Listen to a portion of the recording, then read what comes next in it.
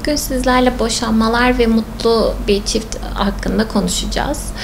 Mutlu çiftler dediğimiz nasıldır? Hiç mi tartışmaz sizce? Tabii ki tartışırlar. Hiç tartışmayan çift mutlu bir çift değildir aslında.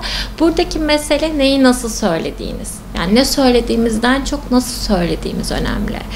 Genel olarak baktığımızda boşanma oranları çok artmış durumda. Çünkü artık çok fazla sosyal medyanın da etkisiyle gerçek olmayan hayatlar gösteriliyor. Gerçek olmayan mutluluklar ama çoğu çift danışmanımda da gördüğüm, işte oraya güzel bir fotoğraf atıyorlar ama öncesinde ve sonrasında kavga etmiş oluyorlar aslında. Buradaki asıl mesele baktığınızda nasıl kavga ettiğiniz, nerede kavga ettiğiniz. Mesela mutlaka biz arabada kavga etmeyin deriz. Çünkü arabada birbirinizi görmüyorsunuz ve karşınızdaki eşiniz mi yoksa haklılık savaşına girdiğiniz başka birisi mi anlayamıyorsunuz bile. O yüzden burada hem yapıcı bir tartışma nasıl olur hem de bu ilişkileri nasıl daha verimli ve sağlıklı bir şekilde ilerletebiliriz. Biraz onlardan bahsetmek istiyorum. Baktığınızda uzun ömürlü çiftlere baktığımızda evet gerçekten hepsi zamanında tartışmış. Belki hala tartışıyorlar. 30 yıllık olup da evli olup tartışan da bir sürü çift vardır. Yani zaman geçtikçe tartışmalar azalmıyor tabii ki de ama burada karşı tarafı nasıl anladığımız, kendimiz nasıl anlattığımız önemli.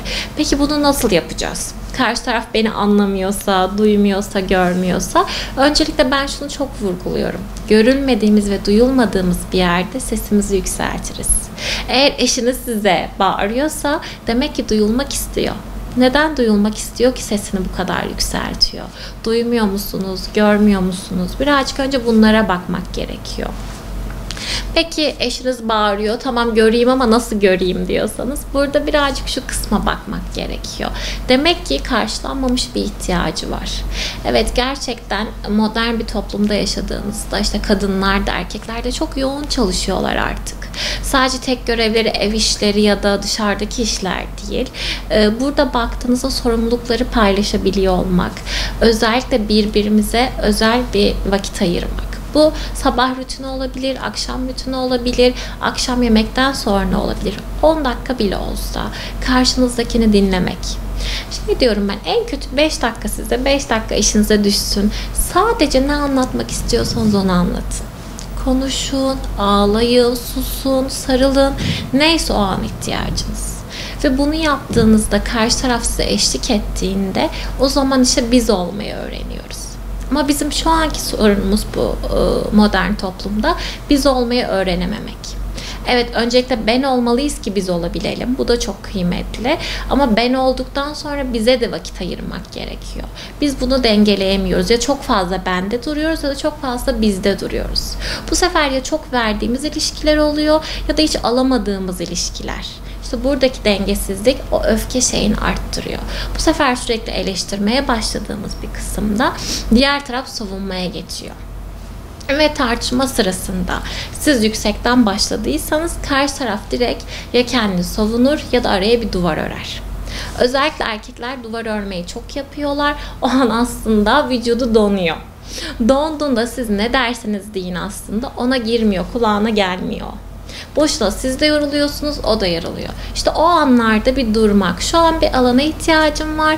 Evet sinirliyim. Duygunuzu yansıtın. Birazdan, bir saat sonra konuşalım, bir mola verelim diyebilmek.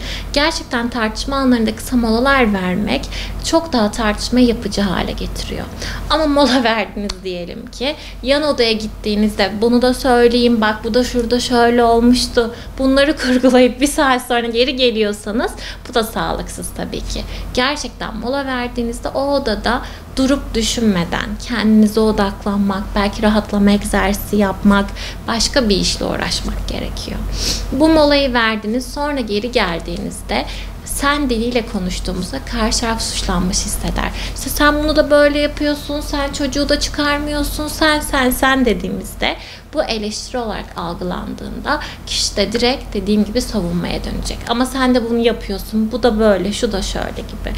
Burada mesele ben dilini kullanmak. Peki bunu nasıl yapacağız? Kendi duygularımızdan bahsederek. Gerçekten ben kendimi yorgun hissediyorum. Bana nasıl yardım edebilirsin? Bunu dediğinizde karşı taraf direkt kendini savunma cephesine almadığında evet çok daha yardım edici bir noktadan yaklaşabilir. O yüzden burada özellikle dediğim gibi birbirinize akşam olabilir, sabah olabilir, bir 10 dakika bile olsa bir rutin oluşturmak, birbirinize yönelebilmek.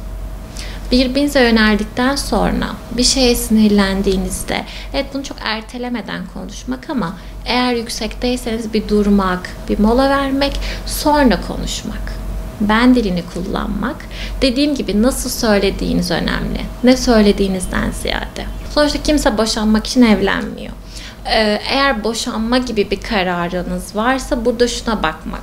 Günümüzde en güncel gördüğümüz en ufak tartışmada ben boşanacağım, bu evi terk edeceğim, bu söylemler olabiliyor. Bir kere boşanmayı tehdit aracı olarak kullanmamak gerekiyor. Gerçekten boşanma fikriniz varsa bu noktada o zaman sizi oraya götüren yola bir bakmak. Aldatma olabilir, karşılıklı bir şiddet olabilir, çözemediğiniz bir problem olabilir. Ailevi ya da başka bir şey. Ciddi bir problem varsa bu noktada destek almak. Destek almaya giden yolda da önce bir bakmak. Bizi ne zorluyor? Biz başta çok mutluyduk. Şu an neden buradayız? O sürece bir bakmak gerekiyor. Ama dediğim gibi sürekli her kavgada boşanmayı öne sürüyorsak zaten bu ilişkinin içini boşaltmak demek. İçini boşalttığınız bir ilişkide sağlam durmaz. Bir bina gibi düşünün. Eğer temeli sağlam değilse sürekli sallanır. Ve sallanan binada oturamazsınız da, duramazsınız da. O yüzden burada şuna bakmak. Temeli sağlam oturtmak. Süreç içinde eğer zorlandığınız şeyler varsa bu konuları uzatmadan iletişim kurmak. Baktınız çözemiyorsunuz. İşte bu noktada profesyonel destek almak zaten çok daha sağlıklı.